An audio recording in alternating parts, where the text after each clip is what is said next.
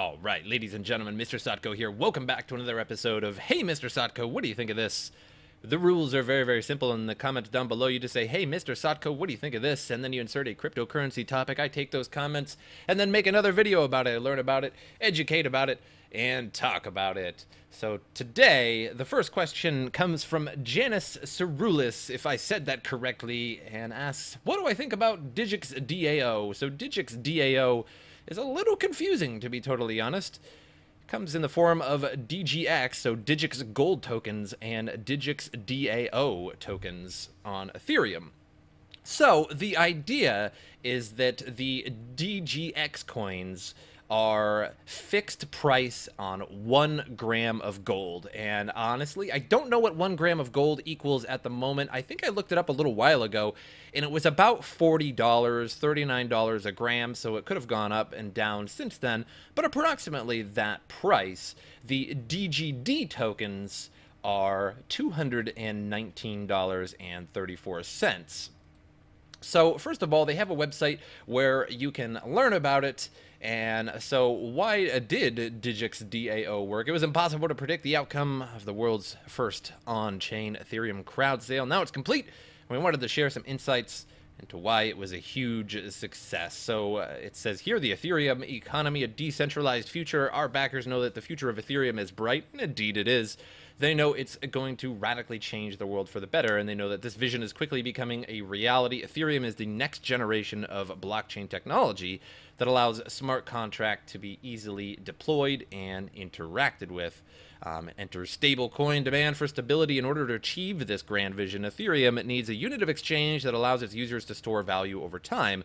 And that's where Digix Gold tokens come in. DGX represents value on the blockchain that can be retained over time with relatively little volatility, giving it greater utility than Ether for a wide range of use cases. So, essentially, you can exchange your Digix tokens for gold, and you can actually receive the gold. So why gold? Gold is a time-tested investment choice for long-term value retention and hedging against economic uncertainty. The gold market typically trades with unallocated certificates, but this introduces systemic risk due to fraction reserve lending. Holding physical gold is also problematic due to security and authenticity verification. So what's the solution? To solve these problems, Digix digitizes physical gold in a secure and trustless manner.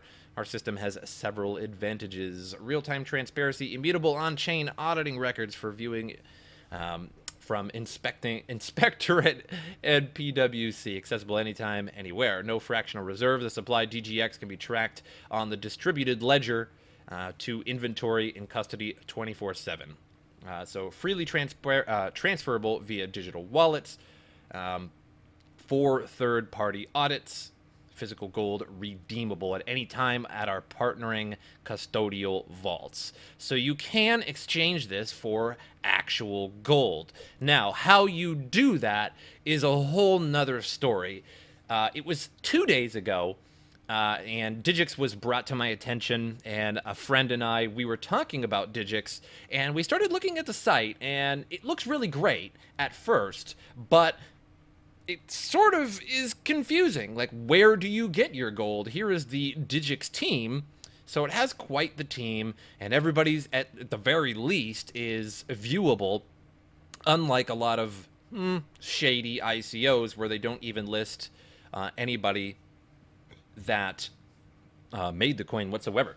So every Digix represents 1 gram of gold.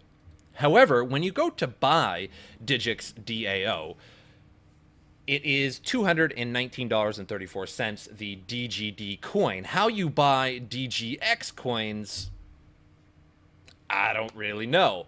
Now, I know that's kind of weird, MrSotko. I thought you knew everything. Well, on this case, not really. So, like, where do you exactly do you exchange the coin? So, one thing that I mean, if there's any kind of criticism that I can give to the Digix project here, is how you exactly transform your DGD tokens into GGX, and then at that time get gold with those. So gold assets, it doesn't really do anything, just kind of goes down, and a little bit confusing. So what I'm really concerned with is DGD itself, because yes, gold is all good and everything, but it is somewhat antiquated. If I was to receive several grams or whatever of gold, several ounces of gold, what am I really going to do with that gold? Now, I understand, of course, gold is the #1 resource, you know, in terms of value, and but in reality, to the average person, gold is fairly meaningless. And yes, we all have gold rings, we have gold jewelry, it's pretty to look at, but honestly, it has very little uses to the regular person other than a store of value, which is good, but what am I going to do with gold exactly? Sure, I have little gold nuggets now, but what am I, a jeweler or something? Am I supposed to be making jewelry out of this gold? What am I supposed to do with it? Now, I understand that gold does have many, many uses. It's a great conductor. It's used in certain processors and motherboards and things like that. I've even seen some videos online of people buying old processors. I think they were the old Pentium 2 processors, if I believe. I can't remember exactly what, but they had quite a bit of gold in them, and what you can do is if you're a pretty good chemist, you can actually smash up the processors and then get gold out of them by, you know, various chemistry and whatnot, and eventually you extract the gold out of these processors and motherboards. That's not for me, to be quite frank. So what am I interested in when it comes to Digix? That's just the price of the coin is what I'm interested in, because I want to buy the coin, sell the coin, get my fiat, pay my bills. That's all I really need. I don't necessarily want gold. Hell, I live in Arizona, so I could go into the mountains and start digging to the bedrock and literally find gold in the ground. A lot of it, probably not, but could I get a gram or two? Yeah, eventually. I probably actually could. But I don't have anybody to go out into the desert with. Nobody ever wants to go out and dig gold with me. But either way, we'll put that to rest. So now let's talk about the price of DigixDao. So it went up quite a bit and then went down. But from what I'm seeing is that it's not too bad at the moment. Yes, there is a big down curve right now, but that's pretty much every coin. So let's just for fun, we'll go to all the coins here. Down, down, down, down, down, down. Tether is Tether is up by a small percentage, which is really surprising with the amount of controversy around Tether. But down, down, down, down. Everything is down. Oh, what do you got? XPlay, that's up by 43%. Interesting. And even if you go to the next 100, it's exactly the same. Meta shares is up, but that's honestly about it. Viacoin, Metal, but so everything's down right now, so that is not really surprising. However, what is surprising is that it hasn't been a pump and dump coin. You haven't seen a dramatic rise and then a huge dramatic fall. It really tries to get back to where it was going. So I think that Digix may be a good investment in terms of, especially if you can get it at a really low price. It's down by 33% right now. It could go to negative 40% here soon, which might be a good time to buy. Personally, I'm not going to buy into DigixDao, but I do feel that it could be a good resource. Of course, I know a lot of people in the world, I know, like, you're probably thinking, like, what do you mean you don't want gold? I just don't want gold because, honestly, it's a little hard to get rid of. Like, where are you going to go to sell your gold? Sure, you could sell it to people, but how do they know it's real?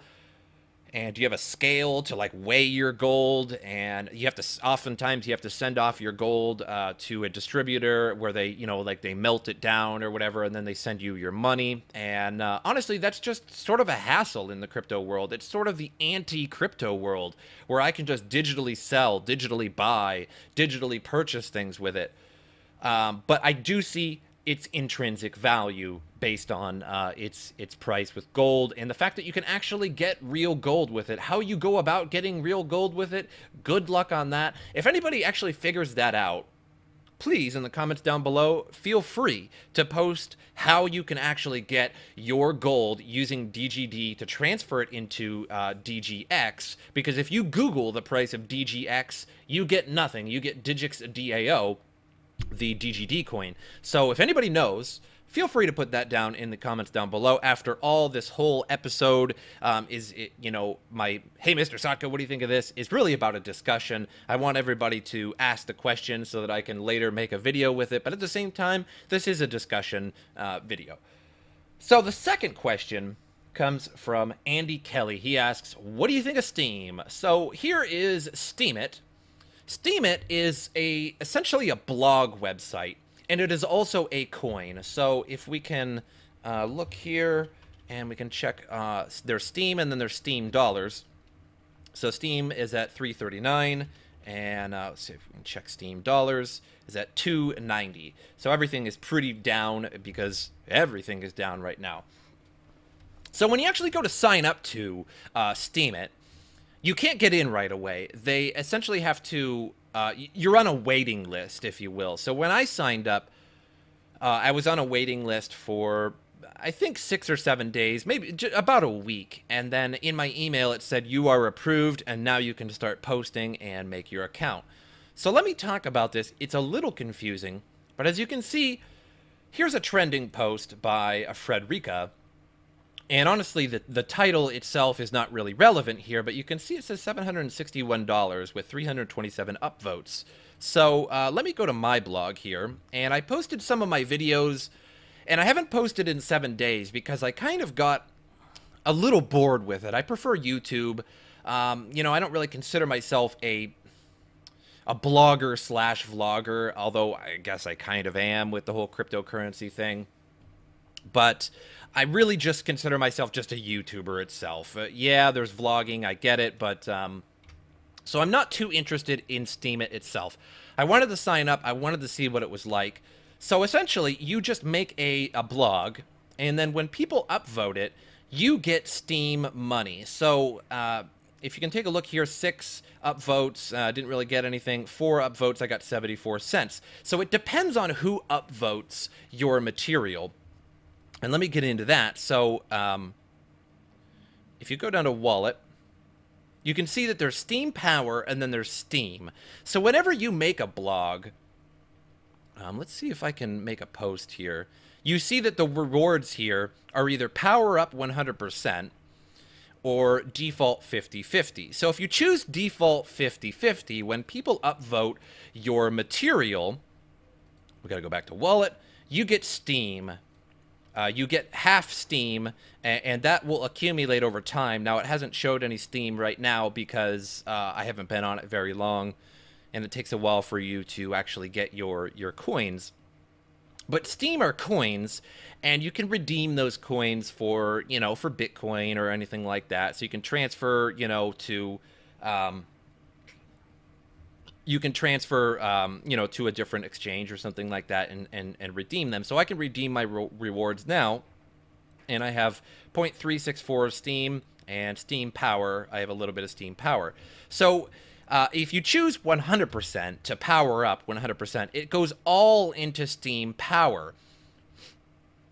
Now, Steem Power, the more Steem Power you have, the more influence you have when you upvote or downvote something. So if you upvote something and you have a ton of Steem Power, you will give somebody more Steem than, let's say, a new user that does not have a lot of Steem Power.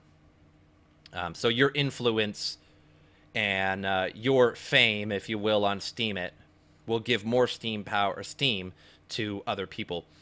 And, if you downvote, it will take more away than a regular, somebody that doesn't have a lot of Steem Power as well.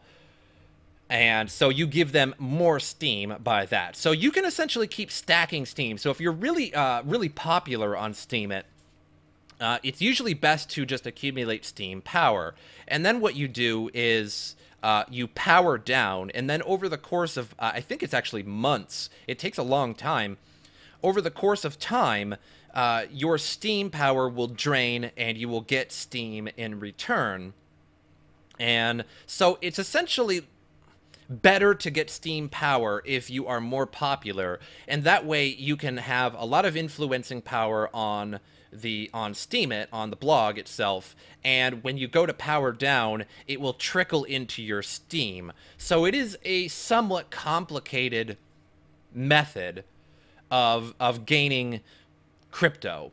So Steem is a blog site, and it is a cryptocurrency at the same time. So it's sort of a reward for you blogging on their site. Do I recommend it? Not really. Now, even with somebody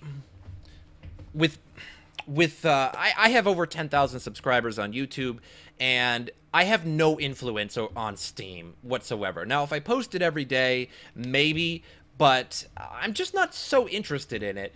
It's just not my bag of tea. But there are a lot of Steemers who do make a lot via Steem. As you can see, there's tags. You can go into photography, check out some really cool pictures and things like that, and people will upvote them, and you get Steem, and then you can take that Steem and buy Bitcoin or something with it. So it is a very interesting idea. I respect the idea itself, but it's not really for me.